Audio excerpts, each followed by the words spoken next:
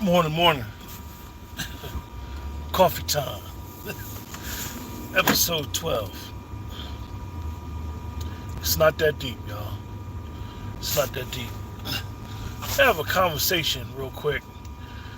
Unfortunately, back to this Caitlin Clark Angel Reese thing. So, Caitlin Clark was introduced to her fans, Indiana Fever fans, and it was a bunch of pomp and circumstance, bunch of media people there, bunch of fans.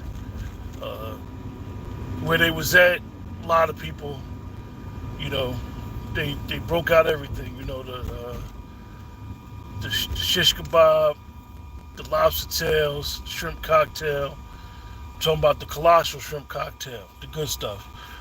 So, a lot of people seeing how Caitlin Clark was treated during her introductory press conference for the Indiana Fever, which I keep trying to say to y'all, you guys, her boyfriend works for the Indiana franchise, the Pacers, not the Fever. So Angel Reese was bought out by the Chicago Sky, and it was in a high school gym. Wasn't much fanfare. She didn't really dress super up. It was an introductory press conference, and wasn't a lot of people there. So a lot of people don't understand, or will try to make it seem like it might be WS or this, that, and the third. Well, listen, it's not that deep, y'all. It's not that deep. It's not that deep. We have to really, really understand what is going on with Clayton Clark. I know a lot of people would be like, oh, they're pumping her up to be something she ain't. She's never won. LSU won 2 years ago. This year, South Carolina won. They throwing shade to Angel Reese, throwing shade to the girls that played on South Carolina. Actually, they're not throwing shade, you guys. And I know it's hard for a lot of us to understand because sometimes we feel like the winner should get all the praise. However, in sports, it's for that particular sport, women's basketball, Kate Clark is considered a phenom. This is why Nike invested all this money into this girl, and so forth and so on. Sonny Vaccaro even came out and said that Nike should have gave her $100 million. For those of you that don't know who Sonny Vaccaro is, Sonny Vaccaro worked for Nike, worked for Adidas at one time. He's the one that basically brokered the deal where Nike gave Michael Jordan most of that money. That movie Air, that was about Michael Jordan's sneaker contract with his mother.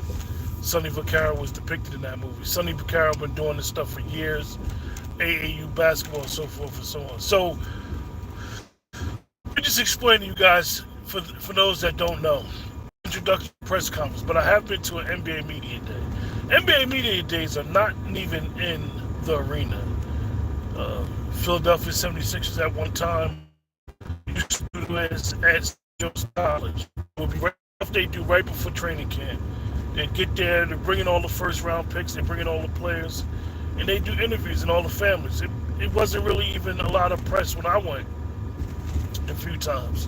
As far as like, not just press, but just families in general, because they're on their way to training camp.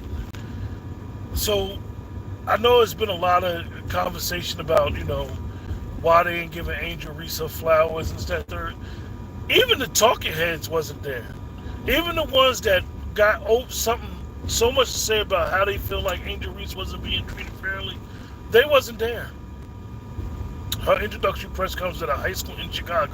I don't even know if it was actually in Chicago. It might have been in the outskirts.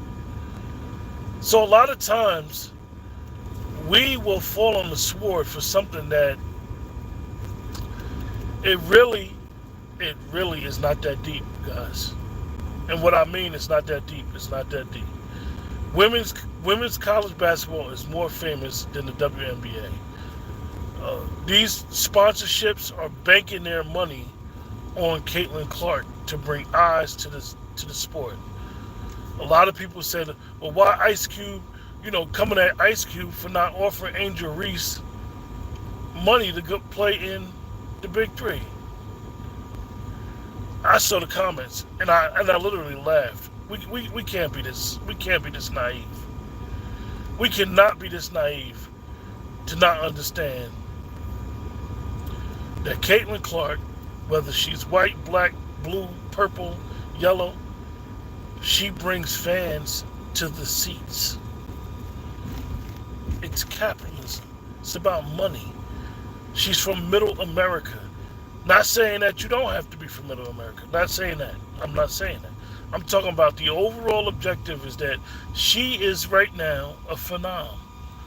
Now, she could fan out and be a bust in the WNBA in a year or two and don't be good or get hurt or whatever.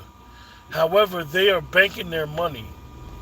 If you are a person, and I know it could be a different discussion, but if you are a person that understands capitalism, you'll understand what's going on with Caitlin Clark.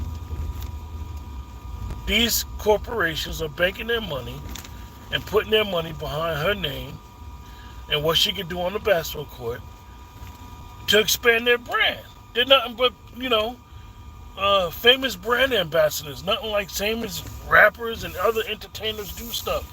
This is the entertainment business. Though it might be just sport, it's entertainment. It's not that deep, y'all. It's not that deep. And I'm going to keep saying it because I don't understand why people trying to compare Angel Reese to Caitlin Clark. There's literally no comparison whatsoever. And it has nothing to do with basketball. It has nothing to, they're totally different people. And what they could bring to the sport.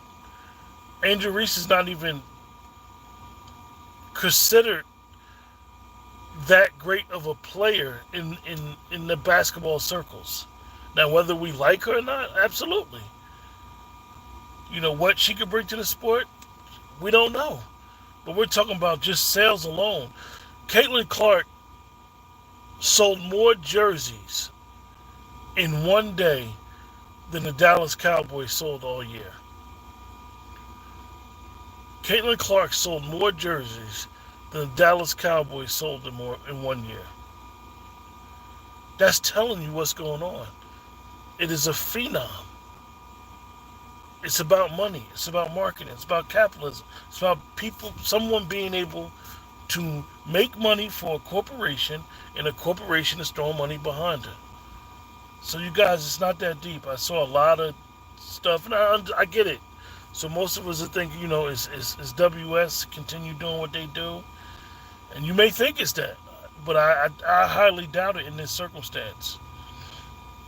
And we know how they work.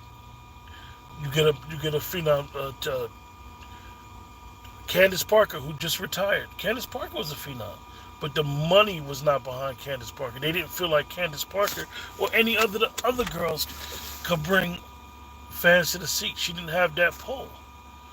Like I said, Caitlin Clark is a phenom. A lot of times when you get these phenoms, you hear about these phenoms when they're kids, like little kids, like those that follow basketball know LeBron James was considered a phenom. We're talking about 7th, 8th grade, where everybody knew LeBron James, the kid from Ohio. And he turned out to be exactly what he was, which isn't very high for most phenoms.